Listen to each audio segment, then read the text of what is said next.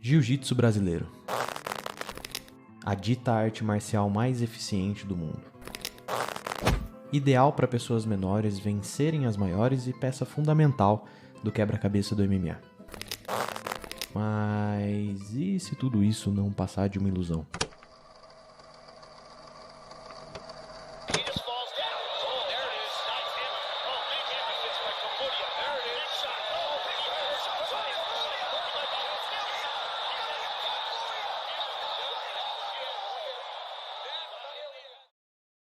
Nesse vídeo nós vamos explorar a razão pela qual nosso querido Jiu-Jitsu tem se tornado cada vez menos eficiente no mundo do MMA. Nós vamos detalhar as falhas da arte que foram expostas pelo tempo, como o treinamento irregular reforça essas falhas e como tudo isso mostra que o Jiu-Jitsu, por mais que seja altamente respeitado, não é uma peça tão vital assim no tabuleiro do MMA moderno.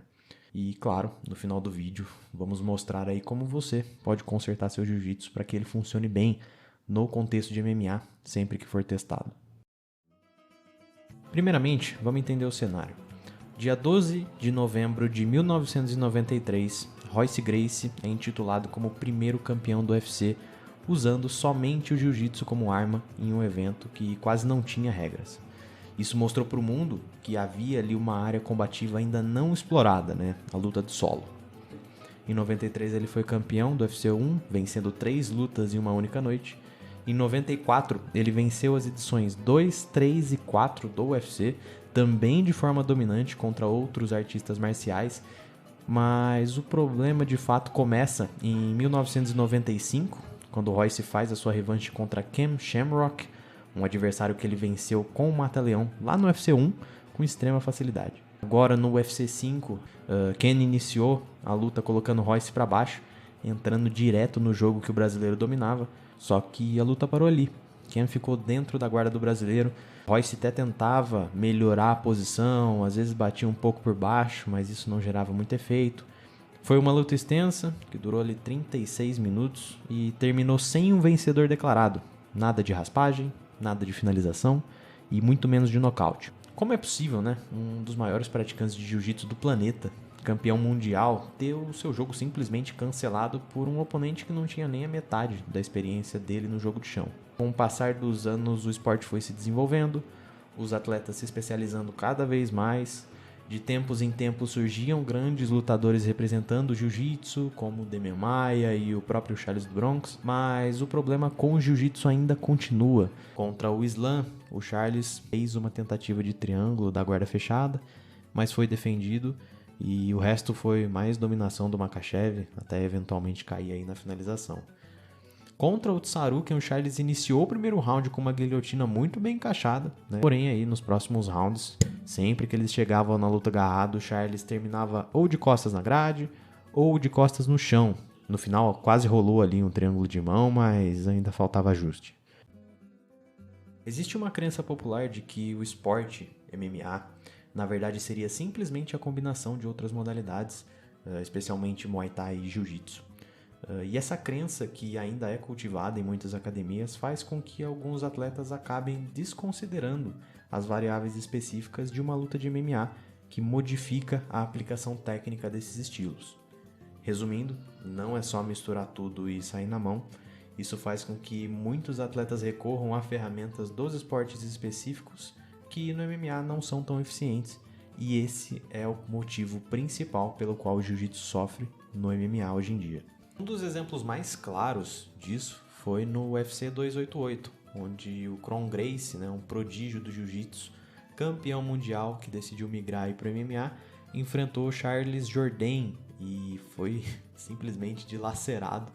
Ele até decidiu tentar sentar no chão, esperando que o Charles fosse engajar por vontade própria, o que obviamente não aconteceu. Aliás, muitos praticantes de jiu-jitsu fazem isso hoje em dia, quando vão lutar, tem essa mania aí de sentar no chão. Mas, enfim, o ponto desse vídeo não é fazer o jiu-jitsu parecer uma ferramenta inútil, desnecessária. Muito pelo contrário, mesmo com todos os exemplos em que o jiu-jitsu mostrou suas limitações dentro do MMA, seria ingênuo dizer que ele perdeu o seu valor. Ele ainda assim é uma das estruturas centrais do esporte, mas ele precisa ser reinterpretado.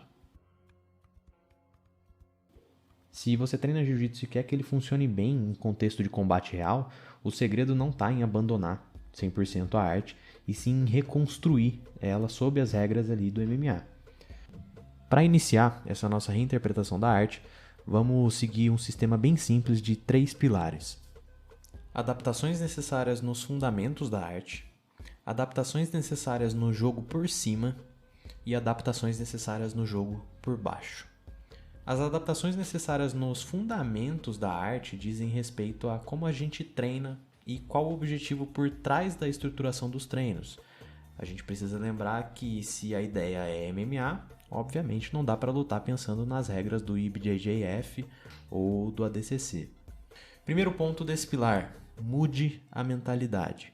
O principal aqui é esquecer as regras originais, pontuação e motivações iniciais da arte. Se a gente quer um jiu-jitsu efetivo no MMA, é necessário a gente treinar o jogo de chão prevendo as possíveis variáveis desse esporte. Então, nos treinos, priorize quedas e mantenha o jogo por cima. Quando você estiver por baixo, esteja sempre tentando proteger o seu rosto contra possíveis ataques e tente sempre levantar assim que possível. Segundo ponto, remova o kimono dos treinos. Não existe uma razão plausível para continuar fazendo treinos de kimono. O excesso de tecido no corpo vai te acostumar a depender de coisas que não vão estar lá na luta real. As pegadas, os controles e até os tempos de ataque são completamente diferentes, tá? Sem contar que existem ali posições que só são possíveis graças ao pano. Terceiro ponto, descarte técnicas inúteis. Guarda-aranha, de la riva, guarda-laço, birimbolo, são posições ali muito eficientes no jiu-jitsu puro, mas são extremamente arriscadas no MMA e algumas são até impossíveis de serem aplicadas pela ausência do kimono. Agora que abordamos as modificações necessárias na base da arte, a gente entra em uma área mais técnica, que são as adaptações no jogo por cima quando estamos estabilizando. Primeiro ponto desse pilar. Priorize passagens objetivas. Muitas passagens de guarda do jiu-jitsu tradicional deixam brechas e permitem que o oponente recupere uma posição. Tá? No MMA isso é perigoso, então dê prioridade ali para passagens mais simples, mais curtas e com pressão constante que impeçam ali o adversário de se mover muito. Segundo ponto, priorize ataques seguros. Ataques seguros são os que te trazem uma alta recompensa te expondo o mínimo possível, tá? O mais comum é o próprio ground and pound. Bater acaba sendo ali muito mais fácil do que finalizar na maioria das vezes. E por mais que gaste mais energia, também é algo que mantém seu oponente na defensiva. Agora, se o oponente der alguma brecha, dê prioridade a finalizações fáceis de encaixar e de ajustar. Alguns exemplos são Americana da Montada, Katagatame, Kimura dos 100 kg e até Armlock da Montada, mas cuidado com esse, se você não conseguir encaixar bem, você pode acabar ali perdendo a posição. Por último, vamos falar das modificações necessárias no jogo por baixo, que seria o jogo de guarda. Estar por baixo, na maioria das vezes, significa que você está em uma posição de submissão. Isso é aparente para quem está assistindo e também na prática você fica com opções bem limitadas, né? Isso leva para a nossa primeira modificação. Número 1. Priorize guardas versáteis. A guarda fechada ela não te dá boas opções de progressão no MMA. Isso porque você sempre vai precisar abraçar o oponente para que ele não comece a te bater, né? E essa aproximação exagerada dificulta algumas raspagens, anula completamente sua chance de ataque e só te deixa mais preso nessa posição de domínio do oponente. A guarda fechada ela deve ser usada somente em emergências para evitar danos maiores e para ganhar tempo. Foque em uma meia guarda com escudo. Segundo ponto, crie espaço e levanta.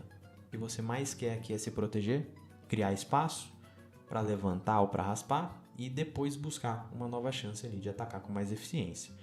Por isso a escolha da guarda certa é fundamental. Por exemplo, usando a meia guarda com escudo, é possível bloquear, né, os socos que vêm na sua cabeça, criar uma certa distância com a perna para você conseguir afastar o quadril. A gente pode ver isso aí na luta do Gilbert Burns contra o Chimaev, que o Burns praticamente arremessa o Chimaev para trás só com um pisão, né? Ele saindo ali da meia guarda. Terceiro ponto, foque em finalizações de alto retorno. Essa posição não nos dá muitas opções de finalização de alta eficiência, não que seja impossível de finalizar daqui, mas contra um oponente que controla bem por cima, que defende bem, não é muito provável que vá sair uma finalização. Aqui o máximo que você tem, né, para o oponente é um triângulo. Armlocks e omoplatas até são possíveis, mas as chances de sucesso são baixíssimas. Seguindo todos esses ajustes, você com certeza aí traz seu jiu-jitsu para um nível de eficiência alto no MMA. Quando você se mantém preso a uma modalidade com a ilusão de que ela é suficiente para que você possa se virar, né, você cava sua própria cova, não tem jeito. Você deve ter percebido, né, depois de todas essas modificações, que a gente simplificou muito a arte. E de fato, né, a gente descartou uma quantidade bem grande de posições e de transições que não performam bem nesse contexto, mas não significa que você não possa dar um toque pessoal no seu estilo de luta e trazer um movimento diferente que você se sente confortável e seguro para fazer. No final, opte sempre pelo básico que funciona e tenha sempre em mente as variáveis do esporte que você está envolvido.